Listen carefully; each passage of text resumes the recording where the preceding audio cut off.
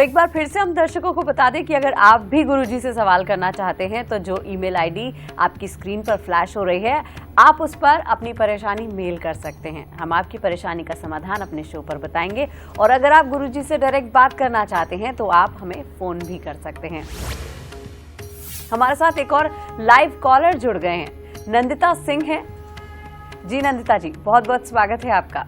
आप गुरुजी से क्या सवाल करना चाहती हैं? उससे पहले आप अपनी जन्म की तिथि, जन्म का समय और जन्म का स्थान बताइए। गुरुजी, आपसे एक प्रश्न था कि मेरा घर दक्षिण मुखी है, मतलब मेरा गेट है जो घर का वो दक्षिण मुखी है, तो शनि से कैसे उपाय, मैं क्या करूं कि उससे बच सकूं? मेरा प्रश्न यही है आपसे। बेटा, पहली बात तो मैं आपको बता दूं कि आपका अगर घर दक्षिण मुखी है तो उससे आपको कोई खतरा नहीं है। हाँ, हालात में कमजोरी कहाँ है? मैरिड लाइफ के सुखों के अंदर आकर के सेहत के अंदर कमी आना, बार बार चिड़चिड़ापन आना, ये सारी प्रॉब्लम है, या बार बार डबल माइंडेड होना, कंफ्यूजन में पड़ना, बड़ी अलग सी समस्या है। जायदाद देता है, नगद पैसा कम देता है, समझ गए, इस तरह की, लेकिन काम भी सारी जिंदगी देता है, ये भी बात ठीक है। अब इसके अंदर बेटा जो तुम्हें उपाय करना चाहिए वो उपाय ये करना चाहिए कि एक बड़ी सी गागर तांबे की लेकर के, जिसके अंदर 8-10 किलो मूंग साबुत आ सके, उसको आप भरिए। भर के तांबे का ही ढक्कन ऊपर रखिए और पीतल का टांका लगवा दीजिए। और ये लगवा के बेटा अपने सर पे रख के इसको बहते पानी के अंदर बहा दीजिए। सबसे पहला उपाय ये। उसके बाद में अपने वजन के बराबर जवार होती है बेटा सफ़ेद, वो लेकर के मंदिर में खड़ी किसी भी गाय को वो डालाइए। और उसके बाद हर शुक्रवार को 800 ग्राम जिमीकंद मंदिर में देते रहिए। मात्र ये उपाय करो बेटा। साउथ फेसिंग मकान तुम्हारे लिए अच्छा है और नॉर्थ फेसिंग मकान तुम्हारे लिए वो भी अच्छा है। कितनी अच्छी कुंडली है बेटा, लेकिन एक सूर्य बुध शुक्र का मेल ऐसा है जो खराब कर रहा है। इसके लिए ये तांबे की गागर का उपाय आपके लिए ये काफ़ी है। और उसके बाद बेटा हर शुक्रवार को 800 ग्राम जिमीकंद वो मंदिर में देते रहना। और जब भी पति के सुखों से संबंधित तुम्हें दिक्कत आए, या औरतों वाली दिक्कतें आपको आए, या दांत खराब होने लगे, या कमर पांव में दर्द होने लगे, तो बेटा तब अपने वजन के बराबर जवार लेकर के वो मंदिर में खड़ी किसी गाय को दो या मंदिर के अंदर रखो। यही तुम्हारे लिए बहुत है।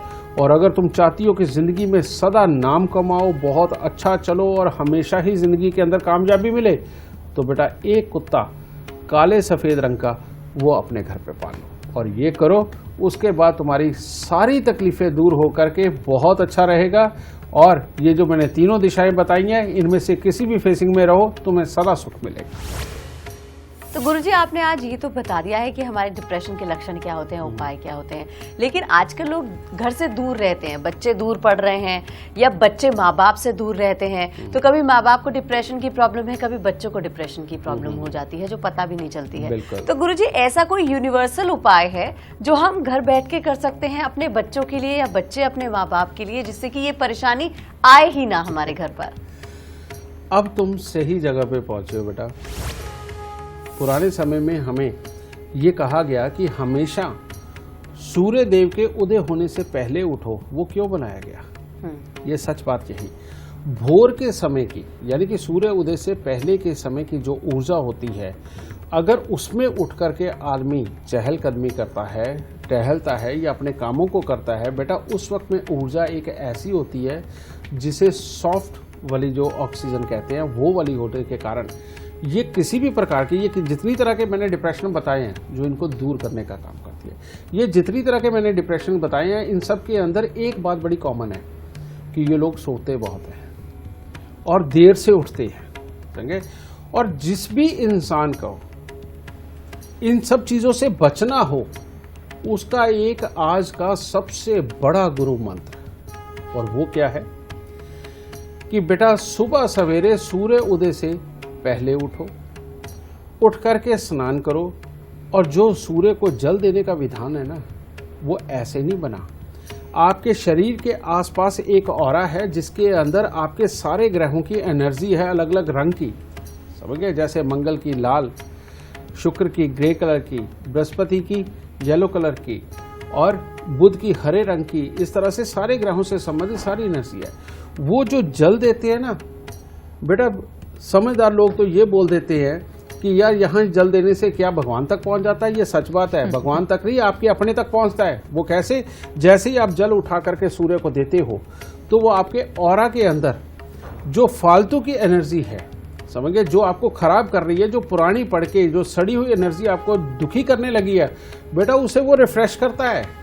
सूर्य को जल देना बेहद जरूरी है। और दूसरी बात और बता दूं, जो भी सुबह गायत्री मंत्र बोलता है या सुनता है, गायत्री मंत्र की ध्वनि, उसकी ध्वनि ही ऐसी है कि उसका काम ही आपके पूरे ऑरा मंडल को रिफ्रेश करना है।